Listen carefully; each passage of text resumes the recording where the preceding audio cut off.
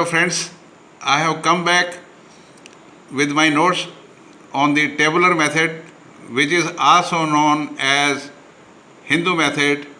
It is also known as DI method. This is one and the same, names are different. अल्लाह तेरे कितने नाम, पर परमात्मा तो एक ही है. So नाम कितने भी हो सकता है. No, this is having three names. We will be using DI method. Now, let us do one question, example number 1. There are total 2 examples I will be taking up. This is the first one. It will hardly take 2 minutes to do this question. Look here, how simple it is. Without using integration symbol, we will be doing the integration. What a surprise. So who will decide what should be our first function and what should be second function? ILATE trick helps us to decide. जो पहले आ जाएगा उसको पहले मान लेना है, जो बाद में आएगा उसको दूसरा फंक्शन मान लेना है. एक को u मान लेंगे फर्स्ट फंक्शन को, सेकंड फंक्शन को v मान लेंगे. Now look here, I inverse trigonometrical function, it is not there. L log, it is not there. A algebra, yes, it is there. X square is algebraic function. Next is T, trigonometry, yes, sin 2x is there. Trigonometrical function is there. So first function will be x square and the second function will be sin 2x. अब आपने क्या करना है, first function u का तो derivative निकालना है और सेकंड फंक्शन का इंटीग्रेशन निकालना है. all verbal because you will be using this method based on these two conditions. These two conditions are must conditions. First condition note कीजिए, this method will not work for all integration by parts problems. कहाँ पे ये use होगा? This method works for questions of following types. जहाँ पे x की power n into F x, वो F x क्या होना चाहिए? या तो ट्रिग्नोमेट्रिकल फंक्शन होना चाहिए या एक्सपोनेंशियल फंक्शन होना चाहिए. राइट? सो अब जो हम क्वेश्चन कर रहे हैं वो क्या है? x की power n is there, x की पावर 2 है और ट्रिग्नोमेट्री है. Right? So this is a must condition. You have to be very cautious while doing these questions, that this method is applicable only for one is algebraic function, then trigonometrical function or exponential functions. So let us start the show. X square का derivative 2x, 2x का derivative 2, 2 का derivative 0. कहानी ख़त्म, रुक जाओ यहीं पे. अब चलो sin 2x का इंटीग्रेशन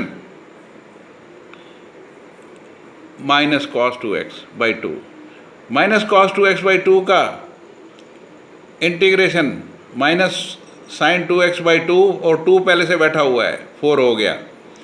फिर माइनस sin 2x का इंटीग्रेशन cos 2x बाई 2, 4 पहले से बैठा है तो 8 हो गया डिनोमिनेटर में.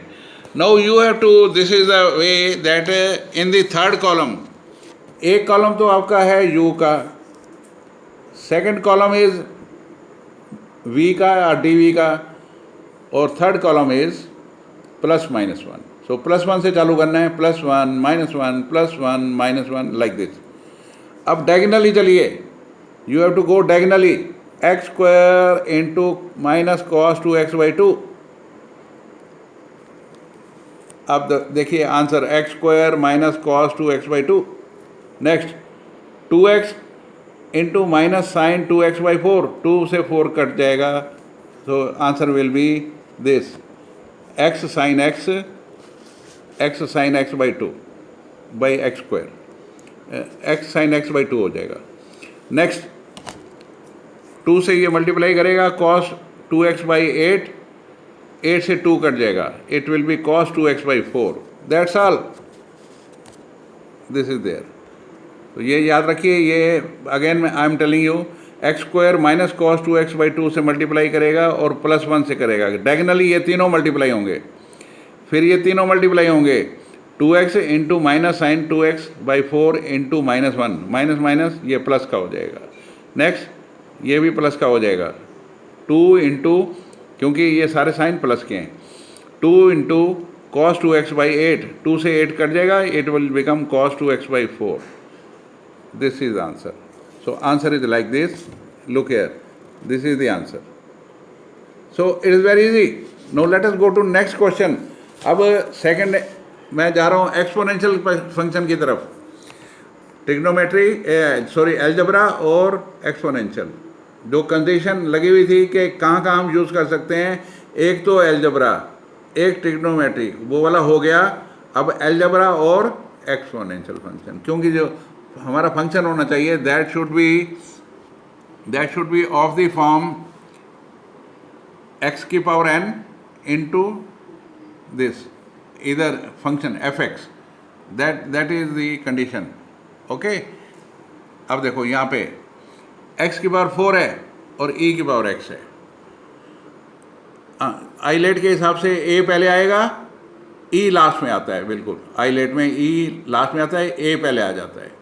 सो इसको फर्स्ट फंक्शन बनाएंगे, इसको सेकंड फंक्शन बना देंगे, इसका डिफरेंशिएशन लेंगे, इसका इंटीग्रेशन करेंगे।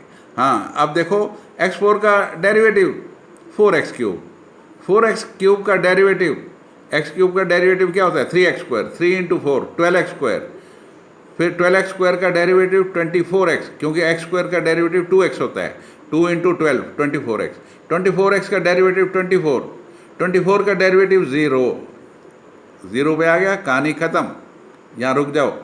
अब e की पावर x का इंटीग्रेशन, e की पावर x का e की पावर x, e की पावर x का e की पावर x, e की पावर x का e की पावर x, e की पावर x का e की पावर x, e की पावर x, e की power x। Now third column is your +-1 वाला, +1 से चालू करना है आपको, +1 -1 +1 -1 +1 -1 +1। अब डायगनली चलिए like this, x4 e⁻x into 1, look here, x4 e⁻x। Next 4x³ e⁻x into -1, तो ये नेगेटिव बन जाएगा। लुक हियर, ये नेगेटिव बन गया, 4x³ e⁻x। Next this into this into this, 12x² e⁻x, 12x² e⁻x, this is the answer.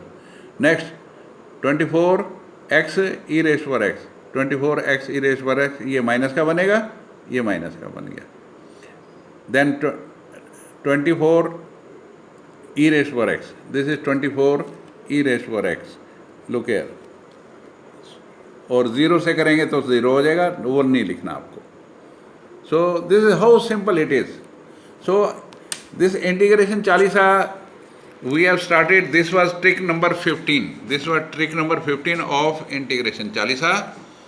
So you will find that I have tried my best to bring the best of the methods or tricks which will help you in solving the question with shorter time.